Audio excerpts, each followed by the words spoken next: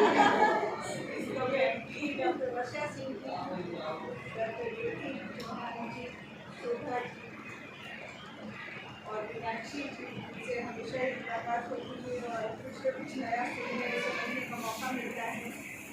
और अर्चना जी बहुत ही अच्छे संचालन कर रही हैं। ये अवसर महत्वपूर्ण इसलिए भी हो गया है क्योंकि सिर्फ यहाँ चर्चाएं नहीं बल्कि इस पुस्तक ब्रह्मवादिनी का लोकार्पण हमारे बीच हुआ है। बिल्कुल लोकार्पण इसका हो चुका है लेकिन हमारे बीच इसका लोकार्पण हुआ है। ब्रह्मवादिनी का मतलब है, आप सभी जानती हैं, सुविज्ञ हैं कि जिसको वेदों का ज्ञान हो, ऋचाओं का ज्ञान हो, वह स्त्री ब्रह्मवादिनी है। आज इतनी स्त्रियां ब्रह्मवादिनी ये कहना कठिन है।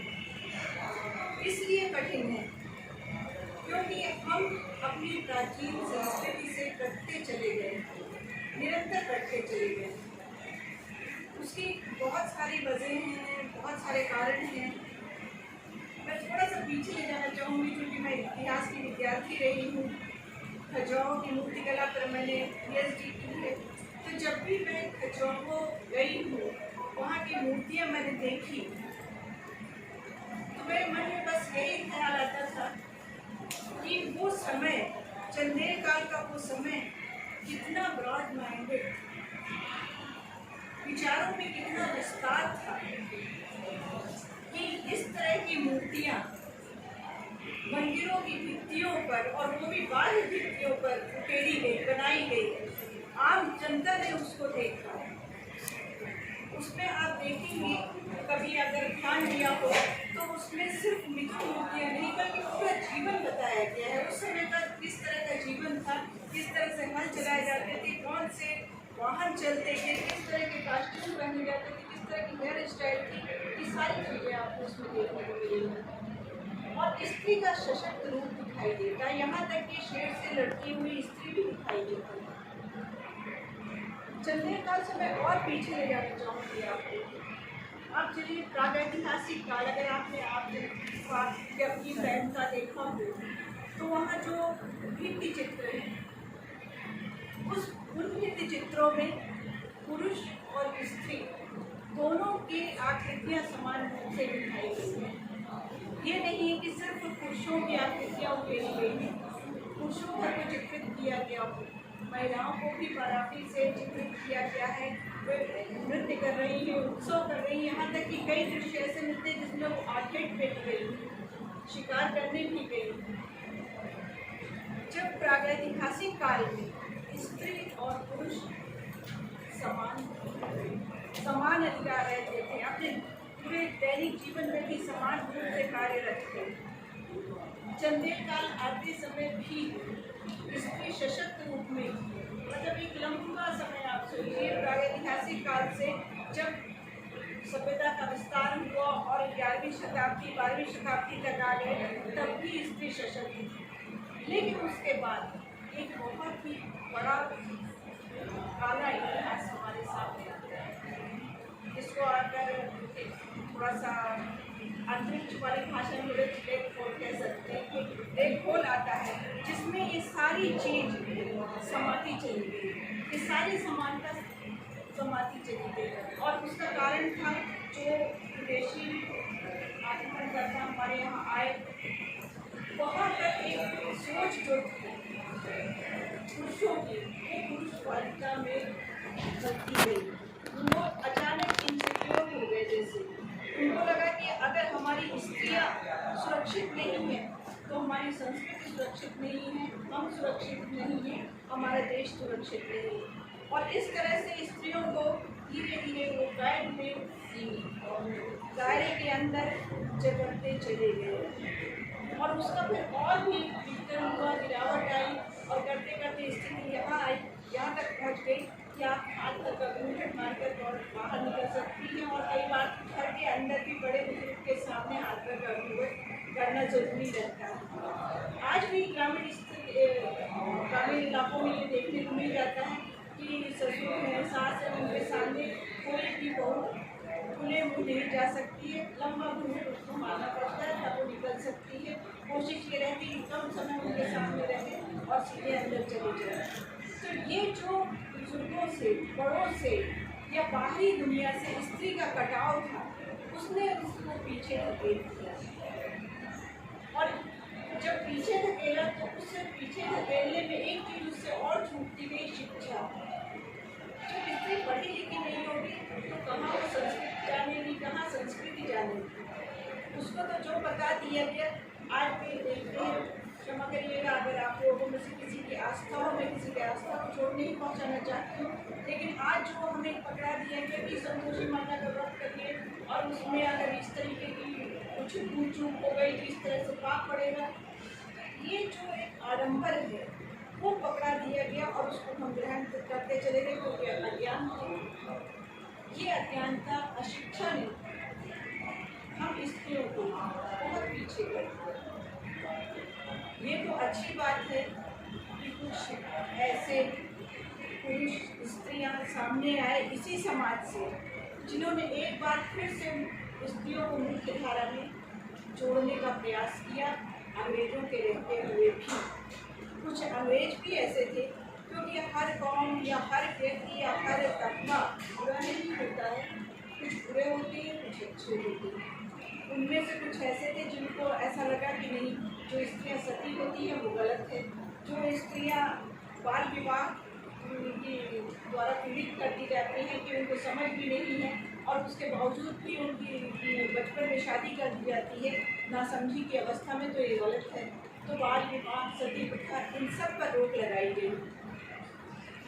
आज के समय में जब ये ग्लोबलाइजेशन की बात, जैसे अभी आशा दीदी ने कहा कि ग्लोबल होते जा रहे हैं, हमारा समाज ग्लोबल होता जा रहा है, इंटरनेट है जो हमको सबसे ज़्यादा ग्लोबल बना रहा है। हम यहाँ से बैठ कर अमेरिका, इंग्लैंड, कहीं से भी अपने मित्रों से, अपने परिचितों से जुड़ सकते हैं, वहाँ की जानकारियाँ ले सकते हैं। तो ये समय और भी घातक है, क्योंकि ये जगह चौंध वाला समय है। हमारी संस्कृति अच्छी है या बाहरी संस्कृति अच्छी है? जैसे अंग्रेजों ने थोपा कि उनकी संस्कृति अच्छी, यूरोपीय संस्कृति अच्छी है, भारतीय संस्कृति में कुछ नहीं रखा है, जबकि उसी भारतीय संस्कृति को चुरा के अपने यहाँ ले गए। अपने म्यूजियम्स में वहाँ की, यहाँ की मूर्तियाँ ले जाकर उन्होंने सजाई और उस सज्जा के ऊपर पैसे वसूल रहे हैं आज भी। चाहे वो लंदन का म्यूजियम हो, पेरिस का हो या मिस्र का हो, भारतीय मूर्तियाँ वहाँ जरूर पाई जाएंगी और बाकायदे उसका वो लाभ उठा रहे हैं। इसी तरह से भारतीय ज्ञान नासा तक पहुँच गया है। जो रॉकेट छोड़े जा रहे हैं उसमें यही के वैदिक मंत्रों को डिकोड करके और फार्मूले बनाए जा रहे हैं, जिसके द्वारा स्पेस में जाने का, अंतरिक्ष में जाने का जो प्रयास है वो संभव होगा। इसलिए हमें खुद भी समझना जरूरी है कि हमारी ये जो विशेष संस्कृति है, भारतीय संस्कृति, वो कितनी महान है। सिर्फ कह देने या सुन लेने भर से नहीं, बल्कि उसको आत्मसात करना, उसका ज्ञान प्राप्त करना, ये बहुत ज़रूरी हो जाता है।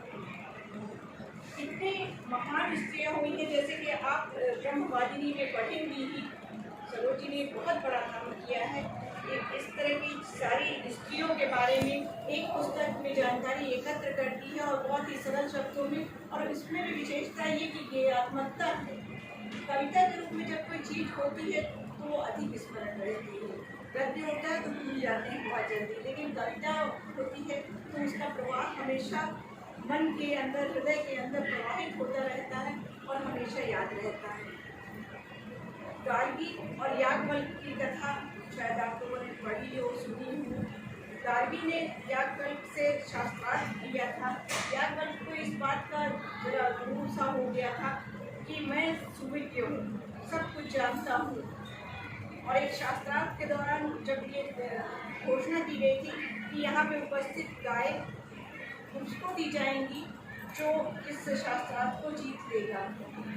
अब सवाल ये था कि कौन शास्त्रार्थ शुरू करे। शास्त्रार्थ वही शुरू करता जो अपने आप को सुविज्ञ या बहुत विद्वान मानता, लेकिन मित्रता उसी में होती है कि स्वयं को विद्वान ना कहा जाए। तो ये हिचक वहाँ उपस्थित सभी लोगों में थी कि कौन शुरू करे। तब याज्ञवल्क्य ने अपने शिष्यों से कहा, ये गाय अपने आश्रम में ले चलो। जब सभी लोगों ने देखा तो वो एकदम से बौखला उठे कि ये क्या हो रहा है, और उन्होंने शास्त्रार्थ शुरू कर दिया। सभी लोगों से याद कर जीतते चले गए, परंतु वहाँ मौजूद गार्गी उन्होंने यादवल्क्य को चुनौती दी और अपने प्रश्नों के उत्तर मांगे। यादवल्क्य उनके प्रश्नों के सही उत्तर नहीं दे पाए। हर बार वो बौखला जाते थे और सही उत्तर नहीं दे पाते थे। अंततः गार्गी ही उस उत्तर को देती थी और फिर एक प्रश्न कर देती थी। ये लंबा क्रम चलता रहा। अंततः गार्गी ने घोषित कर दिया, मतलब गार्गी की सज्जनता देखिए, उसका स्त्रीत्व देखिए कि उसने एक पुरुष यादवल्क्य को अपने से श्रेष्ठ हो जाने दिया, थे नहीं लेकिन हो जाने दिया। उन्होंने इस तरह का उत्तर दिया गार्गी ने कि जिससे यादवल्क्य उत्तर देते हुए प्रतीत हुआ। और उसके बाद उन्होंने कहा नहीं मेरी ज्ञाता है, सब ज्ञाता है, इनको गाय ले जाने दीजिए, क्योंकि गार्गी गाय नहीं ले जाना चाहती थी, उसको कोई रुचि नहीं थी उस गाय में, लेकिन ये साबित करना चाहती थी कि यादवल्क्य कितने ज्ञानी हैं या कितने ज्ञानी हैं। और यादवल्क्य को भी अपनी जो कमी थी, उनका की जो कमी थी उनके अंदर, वो महसूस हुई उसी क्षण, और उन्होंने भी गार्गी से। तो ये जो भारतीय स्त्री का स्त्रीत्व है, स्वाभिमान और समर्पण एक साथ इन ब्रह्मवादिनियों में आपको देखने को मिलेगा। ये एक बहुत ही विशेष कार्य किया गया है और इससे हमारा आत्मसम्मान जागृत होगा। एक बहुत जरूरी इसलिए भी है कि जो आजकल का वातावरण है बहुत ही दूषित हो चला है। हम स्त्रियां, हमारी बच्चियां, हमारी बेटियां खतरों में जी रही हैं। आए दिन अखबार उठाते हैं और पढ़ते हैं ये हादसा वो हादसा, और इतना जघन्य हादसा कि कई बार रोंगटे खड़े हो जाते हैं। ऐसा लगता है कि वो व्यक्ति मनुष्य है या पशु तो हो नहीं सकता, सिर्फ हैवान ही हो सकता है। क्या आप किसी के साथ बदसलूकी करें और उसके बाद उसको विपरीत तरीके से और मार दें, तो बहुत ही अमानवीय कृत्य है। उसको तो कोई राक्षस या जो राक्षसों की कल्पना की गई है हमारे पुराणों में, उसी श्रेणी में रख सकते हैं, शायद उससे भी बदतर श्रेणी में उसको रख सकते हैं।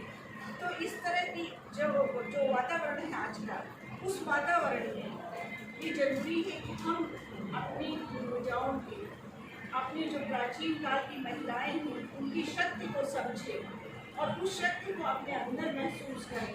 तभी हम इन जो विषम स्थितियां हैं उसका सामना कर सकेंगे, अपनी बच्चियों को मजबूत बना सकेंगे और उनको भी इन सारी विषम स्थितियों का सामना करने लायक बनाकर उनमें हिम्मत जगा सकेंगे। तो मैं आज फिर से धन्यवाद देना चाहती हूँ, बधाई देना चाहती हूँ। मैं तो ज़रूर कर रही हूँ कि वे इसी तरह से उन्होंने हालांकि बहुत बड़ी बड़ी किताबें लिखी हैं, लेकिन इस तरह और किताबें लिखें और प्रकाशित हुई किताबें और हम सबको पढ़ने को मिले।